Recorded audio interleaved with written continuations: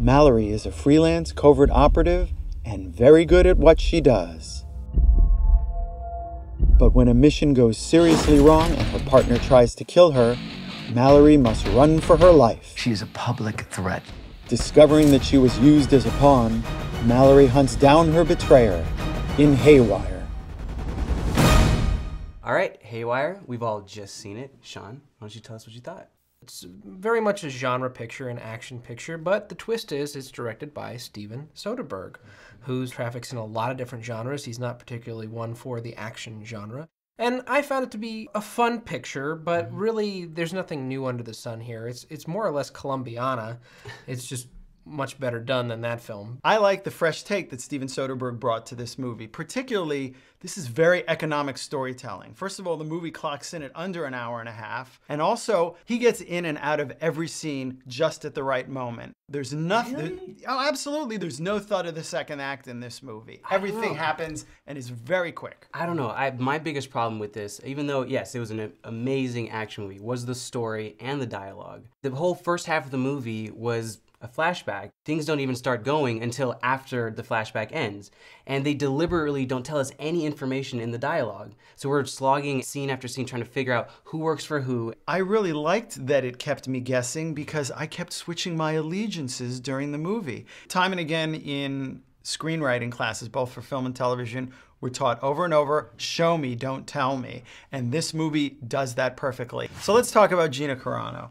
I think she carries the movie. This is an action movie, and you can tell that she's doing most of her own fight scenes on her own. This isn't the Bourne franchise movies where there's lots of extreme close-ups and cutaways. We stay on a fairly wide shot, and you can see that she's doing her own fighting. Yeah, no, I totally agree with you. She has a very demanding presence on screen. She obviously has the chops. This is her first leading role, so there are times where her delivery was a bit flat, but I was okay with that because I was just really impressed by her character and presence. This is your pitch? You want me to be eye candy?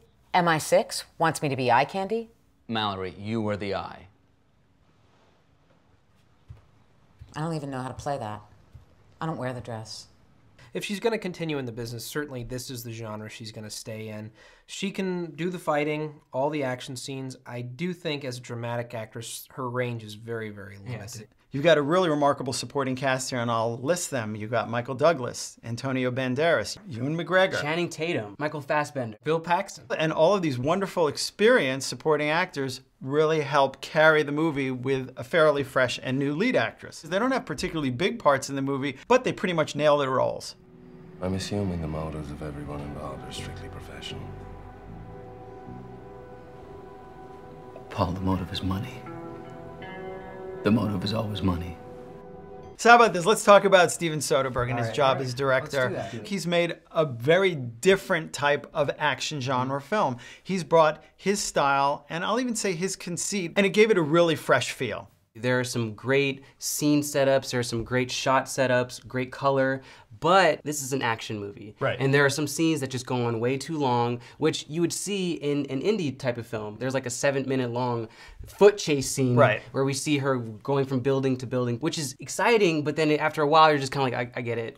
Well, one thing that he does well is he relies on the choreography to create the action scenes. It's not like the Bourne Identity, the Paul Greengrass style, where it's a lot of fast cutting, you know, to emphasize the punches or the kicks. Here, these fights are choreographed. He just sort of lets the camera sit there and see these people do what they do, and I think it's refreshing. Let's take it to a vote. Some great action scenes and a great performance from Gina Carano all around, but ultimately can't save this genre-confused film. Stream it. It's better than the typical January fare, but if you head to the theater, you should use your money to see last year's Oscar hopefuls. This is a fun night at home on the couch. Stream it. This is a fast-paced, economical action movie. Get in, get out, no messing about. See it. All right, our votes add up to 2 tickets, which is a stream it for Haywire. Okay. Cheers. Cheers.